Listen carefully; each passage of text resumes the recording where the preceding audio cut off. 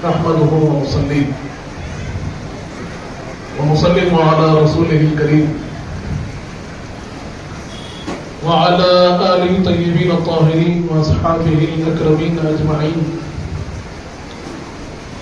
وعلى من تبعهم بإحسان إلى يوم الدين. أما بعد،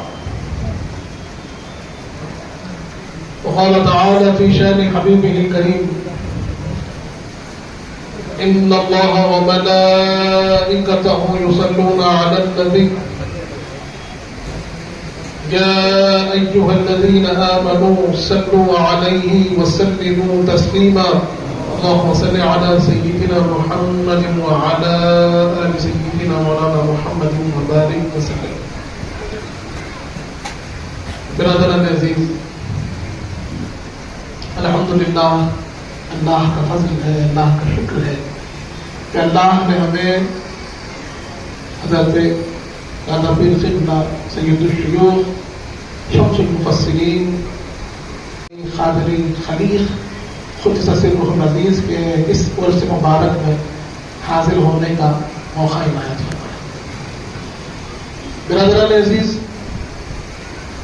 یقیناً اللہ والوں کے پاس حاضر ہونا،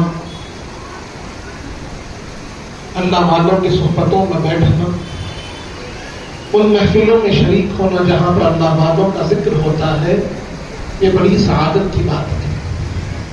یہ اللہ کا فضل ہے، اللہ کی رحمت کے نزول کا مقام. اللہ تبارک و تعالی جب اپنے نیک بندوں کا ذکر فرماتا ہے تو وہاں پر ایک صفت بہت ہی واضح طور پر بیان فرماتا ہے اور ہمیں اس بات کی ترغیب دیتا ہے، اس بات کی طرف ہمیں رہنمائی فرماتا ہے کہ اگر کسی کو میرے نیک بندوں کی راہ پر چلنا ہے، اگر کسی کو اللہ والا بننا ہے، کسی کو اللہ کا مخرب اپنے آپ کو بنانا ہے، تو سب سے پہلی صفت اسے اختیار کرنی ہوگی، وہ ہے تقویٰ.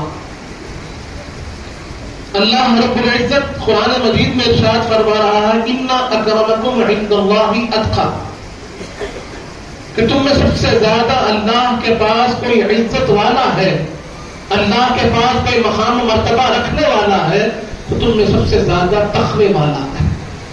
برادران عزیز، ہمارا معاملہ یہ ہے کہ ہم آج جو عزت کے معیارات ہیں، عزت کے جو منازل ہیں، اس کو ہم نے جدا جدا سمجھا ہوا ہے. کسی کی نگاہ میں علم کا حاصل ہونا عزت ہے، کسی کی نگاہ میں دولت کا حاصل ہونا عزت ہے، کسی کی نگاہ میں مال کا حاصل ہونا عزت ہے. کسی کے لیے اسباب عزت یہ ہے کہ اس کے پاس مال آ جائے، مقام آ جائے، مرتبہ آ جائے. لیکن اللہ کے پاس عزت کا جو سبب ہے، اللہ کے بعد جو مقام مرتبہ حاصل ہونے کا سبب ہے، وہ تقویٰ ہے. رب العزت کے پاس مال و دولت کی کوئی اہمیت نہیں، جاہ و جلال کی کوئی اہمیت نہیں، خوبصورتی کی، اچھے لباس کی اس وقت تک کوئی اہمیت نہیں ہے جب تک کہ تمہارے دل میں تقویٰ نہیں ہے. اسی لیے حدیث پاک میں حضور پاک اس کو واضح فرماتے ہیں کہ ان اللہ لا ينظر الى صورکم واموالکم ولكن ينظر الى قلوبکم ونیاتکم، کہ اللہ تعالیٰ تمہارے چہروں کو نہیں دیکھتا، اللہ تمہارے مال و دولت کو نہیں دیکھتا، اللہ دیکھتا ہے تو تمہارے دل کو دیکھتا ہے، تمہاری نیت کو دیکھتا ہے، تمہارے عمل کو دیکھتا ہے. برادران عزیز، تو اولیاء اللہ سب سے پہلی صفت جو ایک ولی کی ہوتی ہے وہ یہ ہوتی ہے کہ اس کی زندگی میں تقویٰ ہوتا ہے، اس کی زندگی میں زہد ہوتا ہے. یہ دو چیزیں بہت قریب بھی ہے اور مطلب کے لحاظ سے تھوڑی الگ بھی ہے. برادران عزیز، اگر تقوی کو سمجھنا ہے تو اس بات کو سمجھیں کہ تقوی کا مطلب، اس سے پہلے میں آپ نے سنا ہوگا کہ اس کا مطلب ہے بچنا. تقوی کا مطلب ہے بچنا. کس چیز سے بچنا؟ ہر اس عمل سے بچنا جسے اللہ نے منع فرمایا ہے. اور حضور پاک صلی اللہ علیہ وآلہ وسلم کی سنت کریمہ ہے صحابہ کرام فرماتے ہیں کہ حضور پاک کا یہ طریقہ کار فرق ہوتا تھا کہ جب کبھی آپ ہمیں نصیحت فرماتے، جب کبھی آپ خطاب کے لیے تشریف فرما ہوتے، جب آپ ہم کو واعظ کرتے تو سب سے پہلی چیز فرماتے اتقوا اللہ، اللہ سے تقوی اختیار کرو، اللہ سے ڈرو، اللہ سے ڈرو۔ سب سے پہلا حکم ہر ایک مجلس میں، ہر ایک واعظ میں حضور پاک فرماتے تو فرماتے اتقوا اللہ۔ اس کی اتنی اہمیت ہے کہ قرآن مجید میں 80 سے زیادہ آیات میں اللہ نے اتقوا اللہ کا حکم دیا، فرمایا کہ اللہ سے تقوی اختیار کرو۔ اور یہ تقوی کیا ہے؟ آپ نے سنا ہے کہ بچنا، کس سے بچنا؟ ہر اس گناہ سے، ہر خرابی سے، ہر برائی سے، ہر اس عمل سے جسے اللہ نے بچنے کا حکم دیا، رسول پاک صلی اللہ علیہ وآلہ وسلم نے بچنے کا حکم دیا۔ برادران عزیز، اولیاء اللہ کی خوبیوں میں سب سے پہلی خوبی یہ ہوتی کہ وہ اپنی زندگی میں اس بات کا خیال رکھتے کہ کوئی قدم، کوئی کام، کوئی حرکت ایسی نہ ہو جس سے اللہ ناراض ہوتا ہو، کہ اللہ کو پسند نہ ہو، رسول پاک کو پسند نہ ہو، ایسا کوئی عمل اولیاء اللہ نہیں کرتے۔ اسی لیے ہم نے بعض کتابوں میں سنا بھی ہوگا، پڑھا بھی ہوگا کہ اولیاء اللہ کے پاس گناہ کبیرہ اور گناہ صغیرہ کا کوئی فرق نہیں ہوتا، وہ گناہ کو گناہ جانتے ہیں، کیونکہ ان کی نگاہ گناہ کے عذاب پر نہیں ہوتی، اللہ کی رضا اور اللہ کی ناراضگی پر ہوتی ہے، اور وہ جانتے ہیں کہ اللہ بڑے گناہ سے بھی ناراض ہوتا ہے، چھوٹے گناہ سے بھی ناراض ہوتا ہے، اس لیے یہ ہر گناہ کو برا سمجھتے ہیں اور ہر ایک سے اپنے آپ کو محفوظ رکھتے ہیں۔ تو تقوی کا مطلب کیا ہے؟ اس کی اتنی اہمیت کیوں ہے؟ اس کی وجہ یہ ہے کہ اگر ہم اپنی عبادات کا اگر جائزہ لیں، صبح سے شام تک جو اللہ نے ہمارے لیے عبادت مقرر کی ہے، اگر اس کا جائزہ لیں تو ہم دیکھتے ہیں کہ ہم فجر پڑھتے ہیں، 4 رکعات فجر کے ہیں، پھر ظہر کے ہیں، جتنی رکعتیں ظہر کی پڑھنی ہے ظہر کی پڑھتے ہیں، عصر کی پڑھتے ہیں، مغرب کی پڑھتے ہیں، عشاء کی پڑھتے ہیں۔ ان نمازوں کو اگر دیکھا جائے، ان عبادات کو اگر دیکھا جائے تو ان کا وقت کتنا ہوگا؟ بمشکل 1 گھنٹہ، 1.5 گھنٹہ، 2 گھنٹے۔ دن بھر میں ہم 2 گھنٹے اللہ کی عبادت میں گزارتے ہیں، 2 گھنٹے، اور اس کے بعد 24 گھنٹے جو ہے اللہ نے ہمیں دوسرے کاموں کے لیے اجازت دی، جہاں پر ہم اپنی ضروریات کی تکمیل کے لیے کوئی تجارت کرتا ہے، کوئی نوکری کرتا ہے، بچہ ہے تو تعلیم حاصل کرتا ہے، گھر والے ہیں تو گھر کا کام کرتے ہیں، ہر جگہ آپ کو موقع دیا گیا ہے کہ آپ کچھ اور کام کر سکتے ہیں، لیکن وہاں بھی جس چیز کا آپ کو خیال رکھنا ہے، ہم کو خیال رکھنا ہے، وہ ہے تقویٰ۔ چاہے طالب علم اپنے طلب علم میں لگا ہوا ہو، چاہے وہ مدرسے میں ہو، چاہے کالج میں ہو، چاہے اسکول میں ہو، تاجر تجارت میں، اپنی دکان میں ہو، نوکری پیشہ آدمی اپنے آفس میں ہو، وہاں پر اس کو خیال رکھنا ہے، اگرچہ وہ نماز میں نہیں ہے، اگرچہ روزے میں نہیں ہے، ذکر میں نہیں ہے، عبادت میں نہیں ہے، لیکن تب بھی کوئی چیز کا خیال اسے رکھنا ہے تو تقوی کا خیال رکھنا، کہ کوئی ایسا عمل نہ ہو جس سے اللہ ناراض ہوتا ہو، نگاہ ایسی طرف نہ اٹھے جس سے اللہ ناراض ہوتا ہو، کوئی ایسی بات کان میں نہ پڑے جس سے اللہ ناراض ہوتا ہو، ایسی زبان سے کوئی بات نہ نکلے جس سے اللہ ناراض ہوتا ہو، قدم ایسی جگہ نہ چلے جس سے اللہ ناراض ہوتا ہو۔ ہر ایک چیز میں کسی چیز کا آپ کو خیال رکھنا ہے، ہر عمل میں کسی چیز کا خیال رکھنا ہے، ہر ایک سانس میں کسی چیز کا خیال رکھنا ہے، تو اللہ کی رضا کا خیال رکھنا ہے اور اللہ کی ناراضگی سے بچنا ہے، یہی تقویٰ ہے۔ اور اسی کو اولیاء اللہ اپنی زندگی کا بنیاد و معیار بناتے ہیں، یہی چیز ہے جو فرق کرتی ہے۔ اسی لیے حدیث پاک میں آتا ہے وَلِكُلِّ شَيْءٍ مَعْدِنٌ، ہر ایک چیز کے لیے ایک کان ہوتی ہے، سونا کسی ایک جگہ سے نکلتا ہے، ہیرے کسی ایک جگہ سے نکلتے ہیں، تو ہر ایک چیز کے لیے ایک کان ہوتی ہے جہاں پر ہمیں وہ دولت، وہ چیز حاصل ہوتی ہے۔ اور حضور پاک فرماتے ہیں وَمَعْدِنُ التَّقْوَىٰ قُلُوبُ الْعَارِفِينَ، اور تقوی کی جو کان ہے وہ عارفین کے قلب ہے۔ اگر تمہیں تقوی چاہیے تو عارفین کی بارگاہ میں حاضر ہو جاؤ، ان کی زندگی سے تقوی سیکھو کہ اللہ سے تقوی اختیار کیا جائے جب ہم اولیاء اللہ کے پاس آئے تو اس بات کو سیکھیں. کئی مرتبہ یہ خیال ہوتا ہے کہ ہم بھی نماز پڑھتے ہیں، غیر بھی نماز پڑھتے ہیں. ہم نے دیکھا ہے اپنے بزرگوں کو اپنے ساتھ نماز پڑھتے ہوئے، اپنی صفوں میں کھڑے ہو کر نماز پڑھتے ہوئے، لیکن جو لذت، جو حلاوت، جو کیفیت ان کی نماز میں ہوتی ہے ہماری نماز میں نہیں ہوتی. وجہ یہی ہے کہ ان کی بنیاد، ان کے اعمال کی بنیاد تقوی پر ہے، اس لیے ان کے اعمال اللہ کی بارگاہ میں مقبول بھی ہے، بلند بھی ہے. اگر ہمارے اعمال کی بنیاد بھی تقوی پر ہوگی تو یقیناً ہمارے اعمال بھی بلند ہوں گے. اسی لیے اللہ نے فرما دیا ان اکرمکم عند اللہ اتقاکم، کہ تم میں سب سے زیادہ اللہ کے پاس عزت والا تم میں زیادہ تقوی والا ہے. برادران عزیز، تو دو چیزیں ہمیں حاصل کرنی ضروری ہے. ایک ہے تقوی، دوسرا ہم سنتے ہیں جسے کہتے ہیں زہد.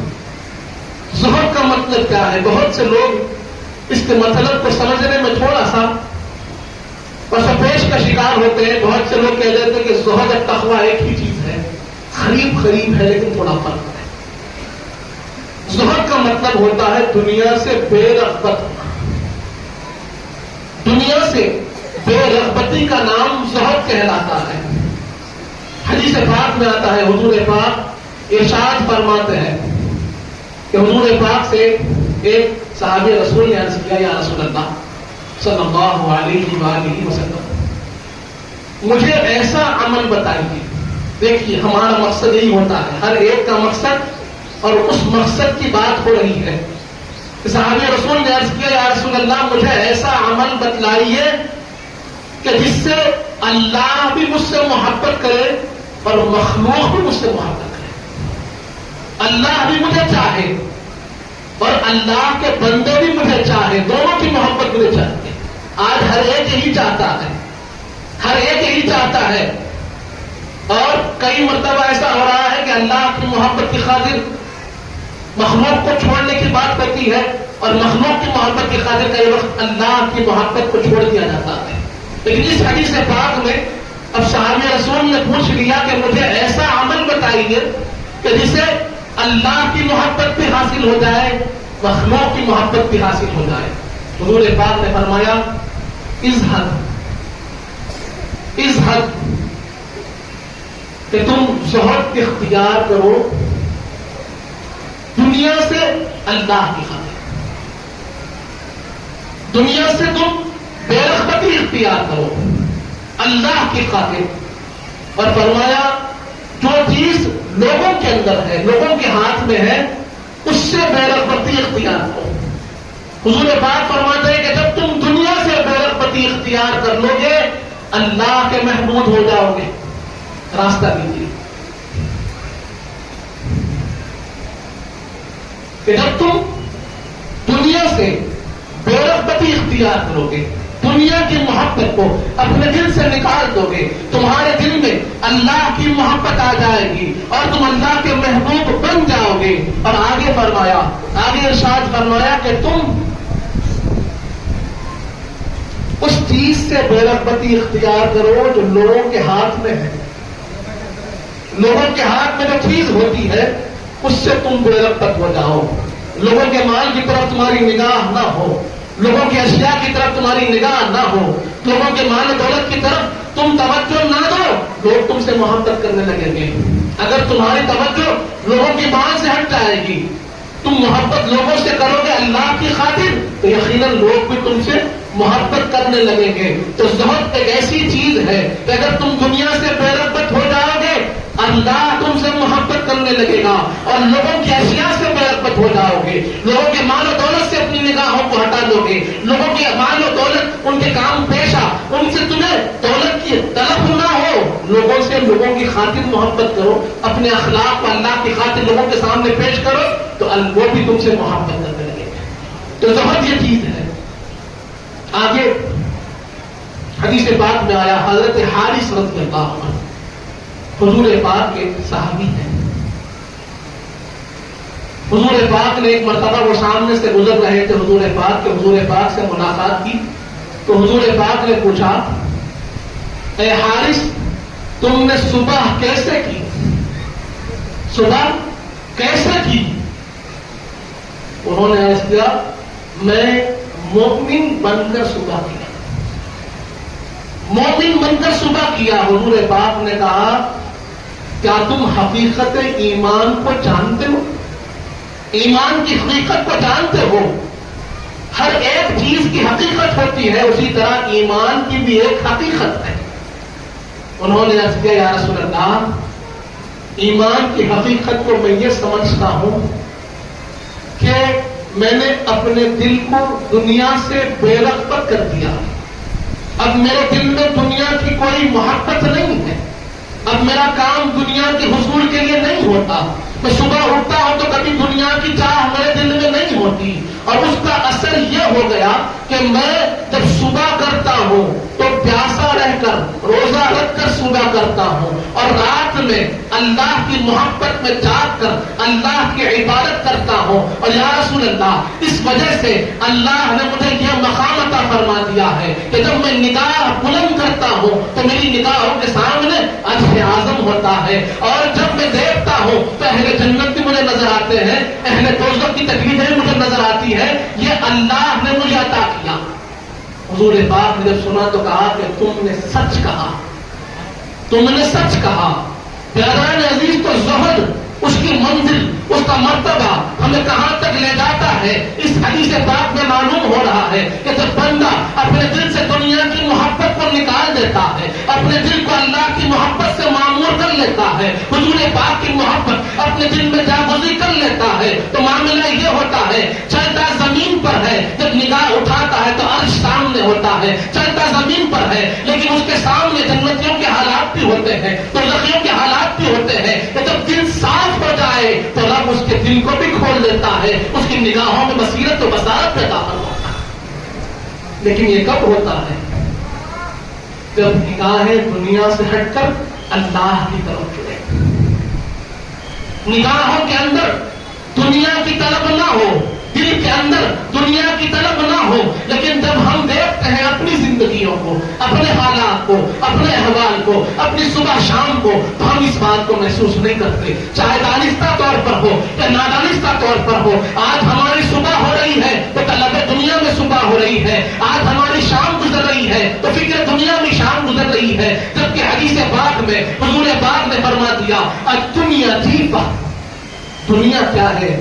ایک ایسا گوشت کا لوتھڑا ہے جو سڑ چکا ہے، تم اس سے محبت کر رہے ہو۔ برادران عزیز تو زہد کا مطلب یہ ہوتا ہے کہ آدمی کے دل سے دنیا کی محبت نکلے، دل میں اللہ کی محبت ہو۔ اب جب زہد کی بات آتی ہے تو امام احمد بن حنبل رضی اللہ عنہ فرماتے ہیں کہ زہد کی کچھ قسمیں ہیں۔ ایک زہد ہے ترک الحرام، کہ حرام کو چھوڑ دے، اور امام احمد فرماتے ہیں کہ یہ زہد العوام ہے، عوام کے لیے پہلا اسٹیپ جو آپ کو لینا ہے زہد کے راستے میں، اپنے آپ کو اگر صاحب بنانا ہے، ان کے راستے میں چلنا ہے اور ان فضیلتوں کو حاصل کرنے کی کوشش کرنا ہے، تو امام احمد بن حنبل فرماتے ہیں کہ پہلی چیز جو تمہیں حاصل کرنی ہے، پہلا کام جو تمہیں کرنا ہے زہد کے راستے پر حرام کو چھوڑنا ہے، ہر حرام کو چھوڑنا ضروری ہے۔ برادران عزیز اب ہم کو یہاں سوچنا ہوگا کہ ہماری زندگی میں ہم نے کتنی مرتبہ اس عمل کو، اس حکم کو اختیار کیا۔ ہم جانتے ہیں حدیث پاک میں آیا الحلال بین والحرام بین، حرام بھی واضح ہے، حلال بھی واضح ہے۔ حضور پاک نے واضح کر کے ہمیں بتا دیا کیا کیا چیز حرام ہے، لیکن کیا آج ہماری زندگیاں حرام سے پاک ہے؟ کیا آج ہماری زندگیاں حرام اعمال سے پاک ہے، حرام اشیاء سے پاک ہے؟ یہ ہمیں غور کرنے کی ضرورت ہے۔ برادران عزیز تو پہلی چیز جو امام احمد بن حنبل نے فرمائی ہے وہ یہ ہے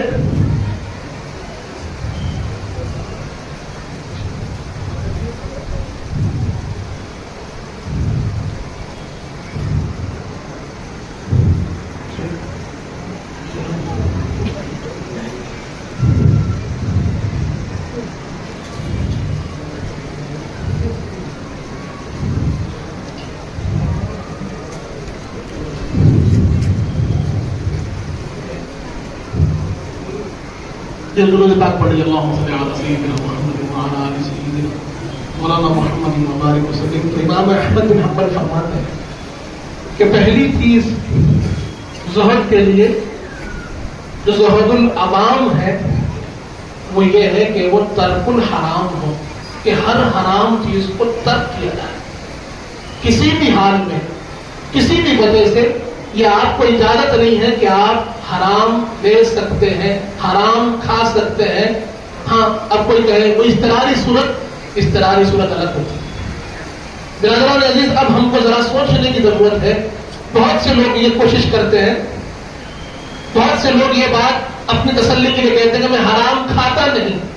بہت اچھی بات ہے، بہت ضروری بات ہے، کیونکہ کھانا چاہے گا تو اثر ضرور دکھائے گا کہ جو خود کھائیں گے، جو اپنی اولاد کو کھلائیں گے، اگر وہ حلال ہوگا اس کا خون بھی حلال کا بنے گا اور اس کے اثرات الگ ہوں گے. اور خدا نہ خواستہ اگر کوئی اپنے بچوں کو حرام کا لقمہ کھلاتا ہے تو پھر اس خون کا اثر بھی ضرور ظاہر ہوگا.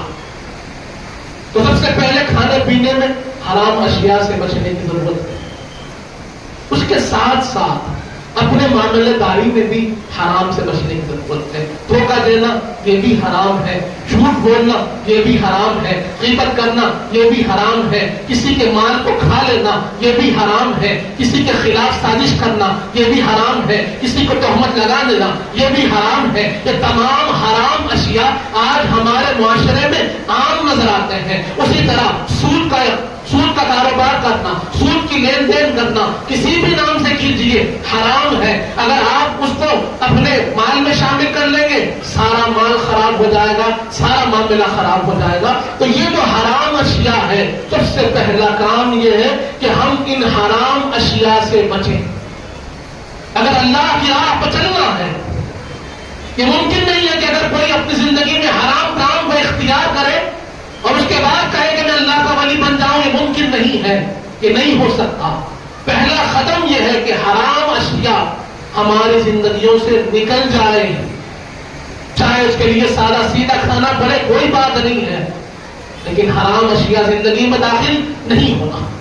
دوسری چیز امام احمد فرماتے ہیں کہ دوسرا قدم جو ہے ترک الفضول فی الحلال، کہ حلال اشیاء میں جو فضول اشیاء ہے اس سے بچنا، جو زائد ہے، جو بے وجہ ہے، اس کی کوئی ضرورت آپ کو نہیں ہے، لیکن بس دنیا کے نام پر، باہوائی کے نام پر، عیش و عشرت کے نام پر آج الگ الگ عنوانوں سے ہمارے پاس زائد اشیاء داخل ہوتے ہی جا رہے ہیں، ہوتے ہی جا رہے ہیں. کیا حلال ہے نہ کر سکتے ہیں، حلال ہے نہ کر سکتے ہیں. امام احمد فرماتے ہیں اگر تقوی کی راہ پہ تمہیں چلنا ہے، زاہد تمہیں بننا ہے، اللہ کا مقرب بننا ہے، سب سے پہلے حرام سے بچنا ہوگا. دوسرا قدم یہ ہے کہ اشیاء میں جو فضول اشیاء ہے اگرچہ کے بظاہر مباح ہوں گے، حلال ہوں گے، اس سے بھی بچنا ہوگا. یہ زہد خواص ہے. اللہ کے خاصان، اللہ کے مقرب کی فہرست میں آنا ہے تو حلال اشیاء میں بھی ان چیزوں سے بچنا ہوگا جو زائد ہے، جو فضول ہے،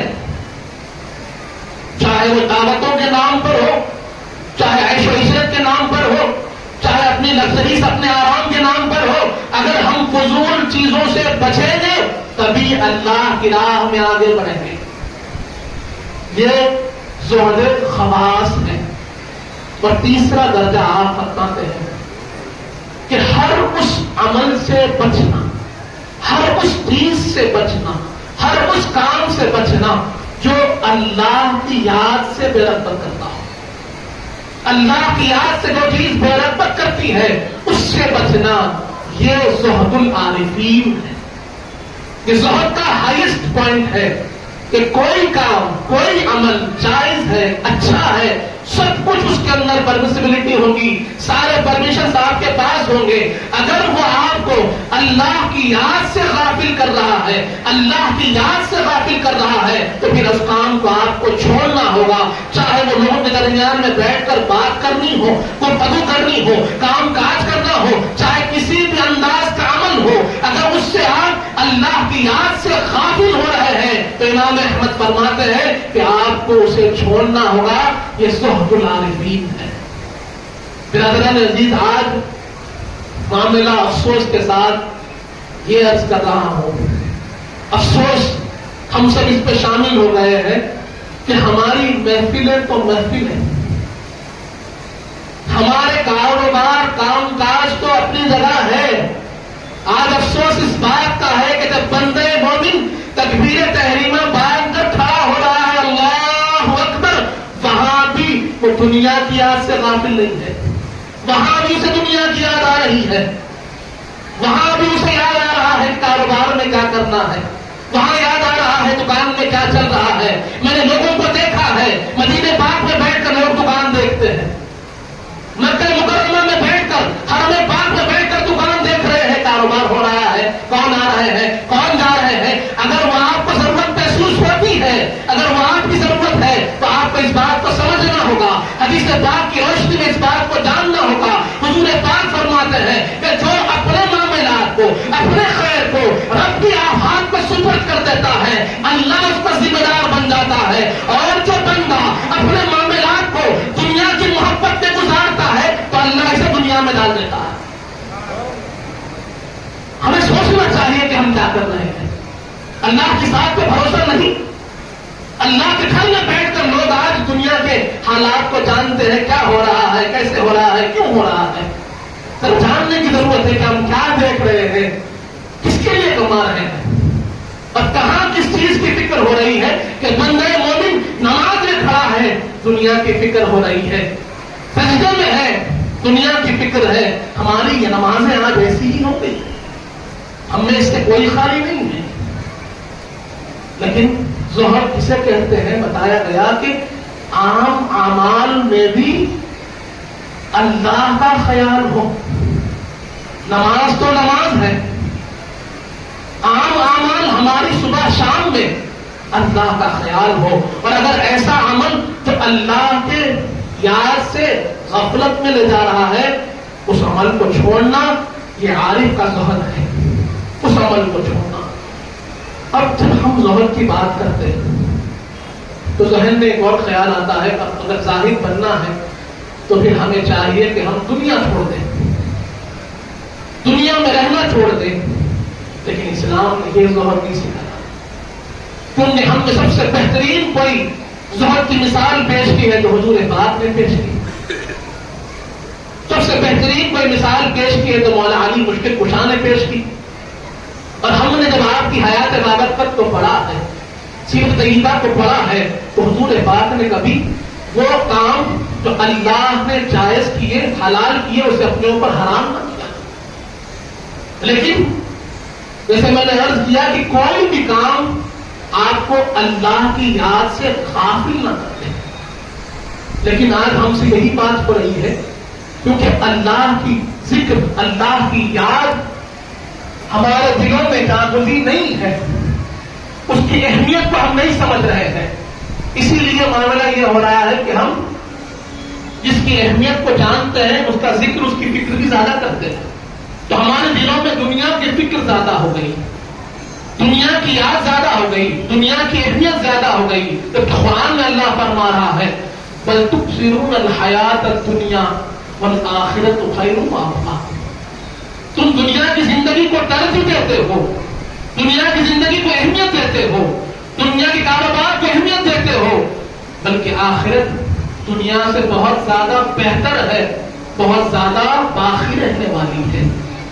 اس کے زیادہ پھر قبلہ نے کیا فرمایا کہ دنیا کے کاروبار سے مطلب نہیں گئی، اب خادری چمن میں ہے کس طرح فقیر. یہ بات کو سمجھنے کی ضرورت ہے کہ حضرت نے آخر کیوں فرمایا ہے.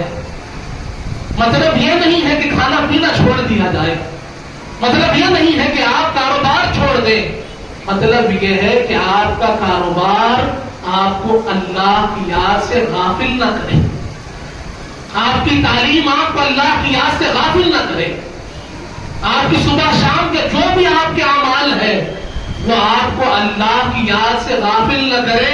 اس لیے جناب قبلہ اکثر فرماتے تھے دست درکار دل بیان، کام کرنا ہاتھ کا کام ہے، آپ کا ہاتھ کام کرے، آپ کی نگاہ کام کرے، آپ صبح شام جو کام کر رہے ہیں کام لیکن آپ کا دل کبھی اللہ کی یاد سے غافل نہ ہو. اور اس کا سمون اس بات سے ملے گا کہ جب کبھی کوئی حرام آپ کے سامنے آ جائے, کوئی خرابی آپ کے سامنے آ جائے, کوئی گندگی آپ کے سامنے آ جائے, فوراً آپ کو خیال آئے کہ یہ غلط ہے, اس سے دور ہو جاؤ کیونکہ میرا رب مجھے دیکھ رہا ہے.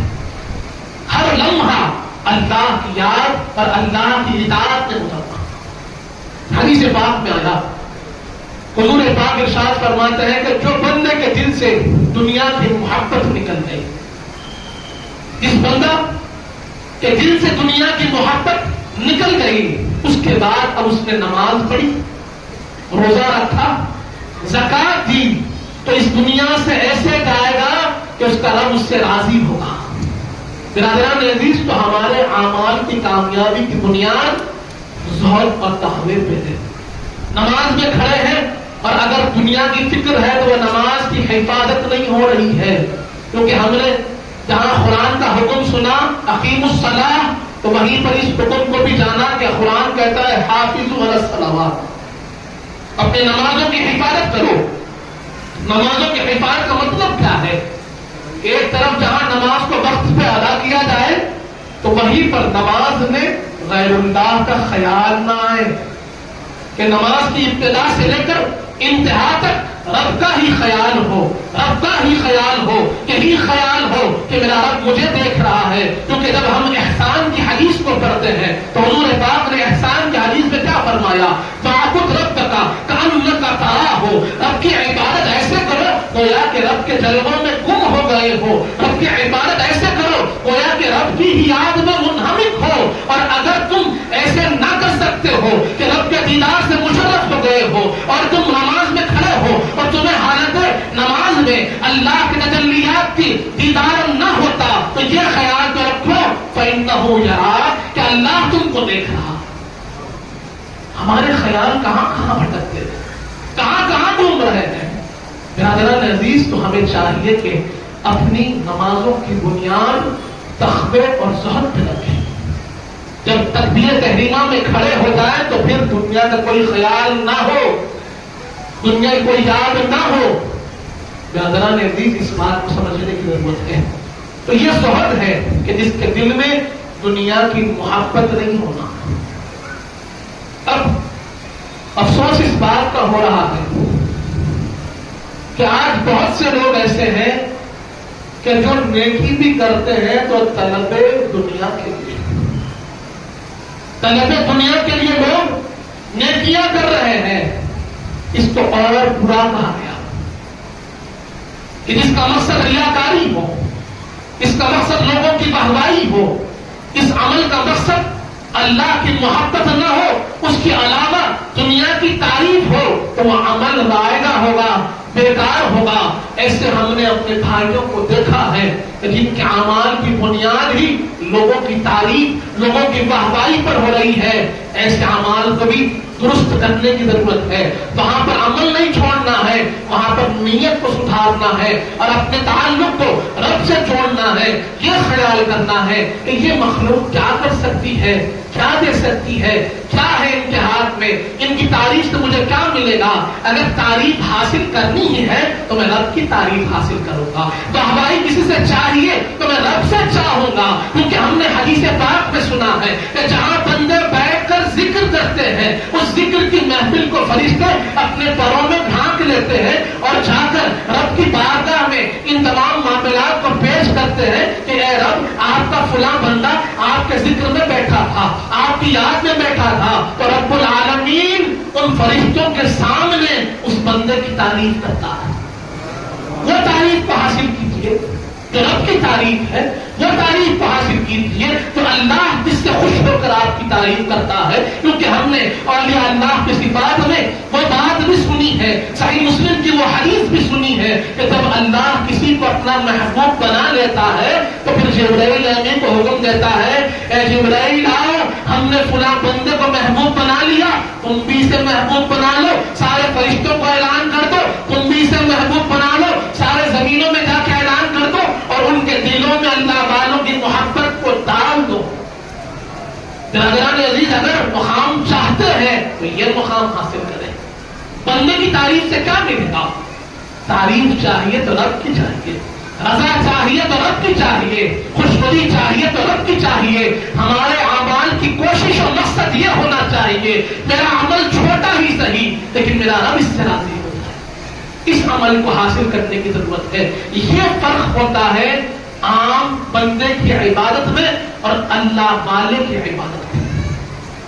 جو اللہ والے ہوتے ہیں ان کی عبادت کا دار و مدار اسی چیز پر ہوتا ہے کہ ان کے رب ان سے خوش ہو، ان کا رب ان سے خوش ہو جائے.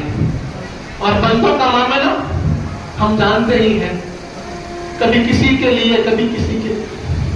تو مقصدوں کو بڑا کرنے کی ضرورت ہے اور اپنے آپ کو اس راستے پہ ڈالنے کی ضرورت ہے جو اللہ والوں کا راستہ ہے.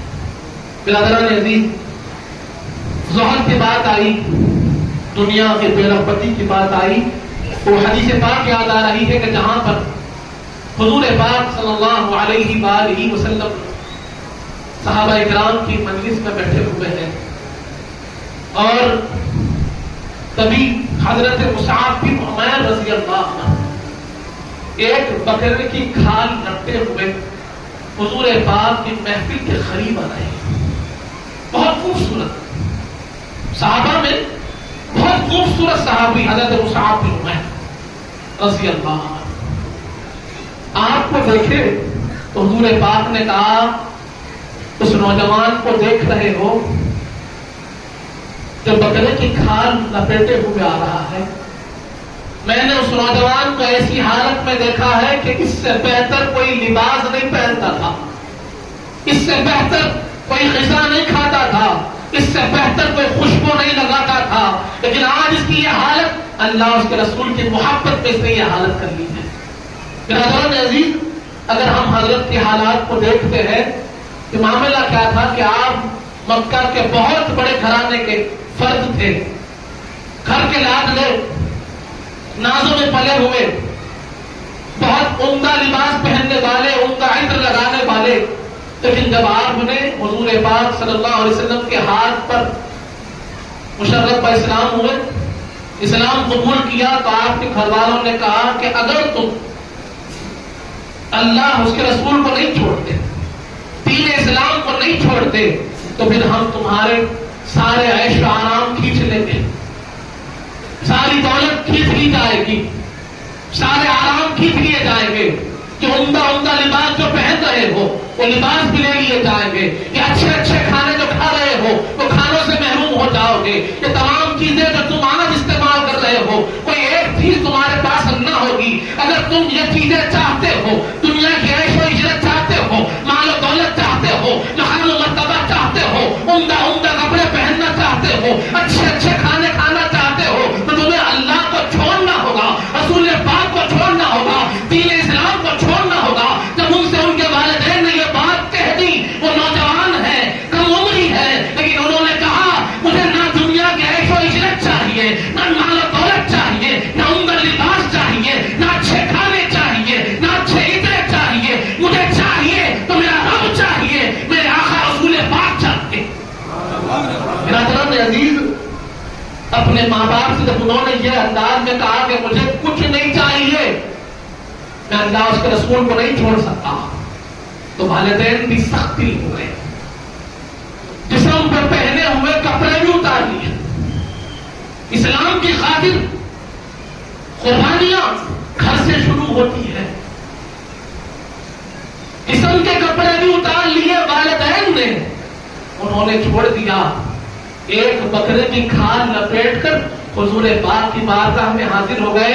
حضور پاک اس انداز کو دیکھتے تو کبھی آنکھوں سے آنسو رواں ہو جاتے کہ عمیر، مصعب بن عمیر، تم نے اللہ کی خاطر اور میری خاطر سب کچھ چھوڑ دیا. برادران عزیز، آج سب کچھ چھوڑنے کی بات نہیں ہو رہی ہے، یہ حضور پاک کا صدقہ اور کرم ہے کہ اللہ نے عطا کیا. لیکن ہمیں ہمیشہ اس بات کا خیال رکھنے کی ضرورت ہے کہ محبت ہو تو اللہ سے ہو، تعلق ہو تو رب سے ہو. سب سے مضبوط کوئی تعلق ہے تو بندے اور رب کا تعلق ہے، اس کو مضبوط کرنے کی ضرورت ہے. جہاں آج ہم کوتا نظر آ رہے ہیں، جہاں ہمارے اندر آج کمیاں نظر آ رہی ہیں، یہ ساری نعمتیں جو ہمیں ملی ہوئی ہے یہ رب کی ہے. اور زاہد کا ایک بنیادی وصف یہ بیان کیا گیا کہ زاہد ہمیشہ اس چیز پر بھروسہ کرتا ہے جو رب کے ہاتھ میں ہے. اپنے ہاتھ میں جو چیز ہے اس پر بھروسہ نہیں کرتا. بھروسہ ہمیشہ رب کے ہاتھ پر ہوتا ہے, رب کی نیت پر ہوتا ہے, رب کے حکم پر ہوتا ہے, رب کے عمل پر ہوتا ہے کہ اللہ جو چاہے وہ ہوگا. آج لیکن ہم دیکھتے ہیں کہ ہمیں بھروسہ اسباب پہ ہے, ہمارا تعلق اسباب سے ہے. ہم یہ سمجھتے ہیں جس کے پاس مال ہے, دولت ہے, وہ طاقتور ہے. لیکن یہ بات جاننی چاہیے اسباب سے کچھ نہیں ہوتا. جس کے ساتھ مسبب الاسباب ہو وہ کامیاب ہوتا ہے. اس کو سمجھنے کی ضرورت ہے. حضرات عزیز, کہ نگاہ اسباب پہ نہ ہو, مسبب الاسباب پر ہو. اسباب کو کبھی بھی آ جائیں گے. اسی طرح زاہد کا ایک اور وصف یہ بیان کیا گیا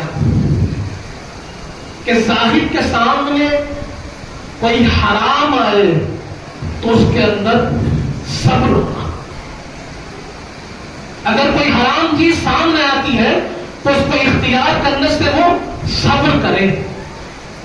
یہ نہ دیکھے کہ کوئی دیکھنے والا نہیں ہے, اس پہ میرا بظاہر فائدہ نظر آتا ہے, مال ہے, دولت ہے, لے لوں, پسندیدہ چیز ہے, لے لوں. نہیں, اگر حرام ہے تو کسی حال میں بھی اس کی طرف ہاتھ نہیں بڑھنا چاہیے. یہ زاہد کی وصف ہے. اور دوسرا وصف یہ ہے کہ جب حلال چیز مل جائے تو شکر اس سے دور نہ ہو. حلال چیز حاصل ہو تو زبان سے سب سے پہلا کام, سب سے پہلا کلمہ نکلے الحمدللہ. لیکن آج یہ دو چیزیں ہمارے اندر سے دور نظر آتی ہیں. اگر آسانی سے کوئی حرام چیز مل رہی ہے, کوئی پیسے پڑے ہوئے نظر آ رہے ہیں, گرے ہوئے نظر آ رہے ہیں, اور کوئی پوچھنے والا نہیں ہے, ہاں کسی کا دل یہ ہو سکتا ہے 10 روپے پہ راغب نہ ہو, 100 روپے پہ راغب نہ ہو, 1000 پہ نہ ہو, 10,000 پہ نہ ہو, 1 لاکھ پہ نہ ہو. یہ لیولز بن گئے ہمارے پاس. لیکن اگر کسی کا 10 لاکھ پر دل آ جاتا ہے, کسی کا 1 لاکھ پر آتا ہے, کسی کا 10,000 پر آتا ہے, لیکن کہیں نہ کہیں وہ ہل رہا ہے, وہ دل ڈگمگا رہا ہے. لیکن زاہد وہ ہوتا ہے کہ 1 لاکھ, 10 لاکھ, 1 کروڑ بھی ہو یا دنیا بھر کی دولت سامنے ہو, اور اگر اس پہ لکھا ہوا ہو کہ ناجائز ہے, کہ حرام ہے, تو حرام کی طرف ہاتھ نہیں بڑھائے گا. سارے اسباب سامنے ہو, حرام ہے, نہیں جائے گا. یہ زاہد ہے. ہمیشہ اللہ کا خیال ہوگا, رب کا خیال ہوگا. دوسری چیز کہ جب حلال سے اچھی چیز مل جائے, اچھی نعمتیں حاصل ہو جائے, اللہ نے اولاد دی, دولت دی, مال دیا, خوب اللہ نے مال عطا فرمایا حلال ذریعے سے, تو اللہ سے وہاں بھی بے رغبت, اللہ کی یاد سے بے رغبت نہیں ہونا, فوراً اللہ کا شکر ادا کرنا. تو یہ دو چیزیں ہمارے اندر ہونی چاہیے. تیسری ایک چیز اہم جو زاہد کے لیے کہی جاتی ہے کہ زاہد جو ہوتا ہے وہ خانع ہوتا ہے. یعنی جو چیز اللہ نے دی ہے اس میں خوش رہتا ہے. جو چیز اس کے پاس ہے اس میں وہ اللہ کا شکر ادا کرتا ہے. اس کی زبان سے ناشکری نہیں ہوتی, اس کی زبان پر مایوسی نہیں ہوتی, اس کی زبان پر افسوس نہیں ہوتا, بلکہ ہمیشہ بندہ شکر گزار ہوتا ہے. جو اس کے پاس ہوتا ہے اس پر قناعت کرنے والا ہوتا ہے. لیکن آج یہ کیفیت ہمارے اندر سے بھی کم نظر آ رہی ہے. آج بندہ حریص نظر آ رہا ہے, مخنع یا خانع نظر نہیں آ رہا ہے. تو ہمارے اندر بھی وہ قناعت ہونی چاہیے کہ اللہ نے جو دیا ہے الحمدللہ, الحمدللہ. اس کا خیال رکھیں کہ اوصاف ہے. اگر ہم کو اس راستے پہ چلنا ہے, ہماری زندگی میں تقویٰ ہونا چاہیے, ہماری زندگی میں زہد ہونا چاہیے, ہمارے دلوں میں اللہ کی محبت, رسول پاک کی محبت ہونی چاہیے, اور ہماری صبح شام میں حلال و حرام کا فرق ہونا چاہیے, اور اس بات کا ہمیشہ خیال ہونا چاہیے کہ میرا رب کیا چاہتا ہے, میرا رب کس چیز کو پسند کرتا ہے, اس کو میں اختیار کروں. وقت قریب ہے, صفحے درست کر لیجیے, انشاءاللہ نماز مغرب ہوگی. اس کے بعد پھر جو لوگ مسجد کو جا سکتے ہیں مسجد مولا علی کا تشریف لے جائیں.